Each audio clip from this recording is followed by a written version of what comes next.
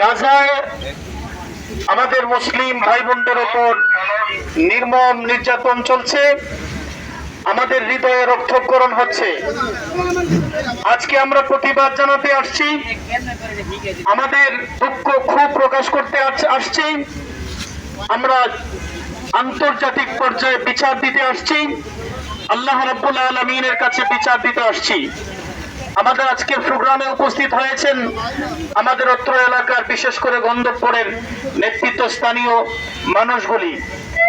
ধারাবাহিকভাবে আমরা খুব সংক্ষেপে ওনাদের জবান থেকে এই বিষয়ে সংহতিমূলক কিছু বক্তব্য আমরা শুনবো। প্রত্যেকেই 1-1.5 মিনিট এর ভিতরে আমরা বক্তব্য শেষ করার চেষ্টা করব। এই পর্যায়ে আপনাদের সামনে মূল্যবান সংক্ষিপ্ত বক্তব্য রাখবেন আমাদের বড় মসজিদের সেক্রেটারি হাসান ভাই।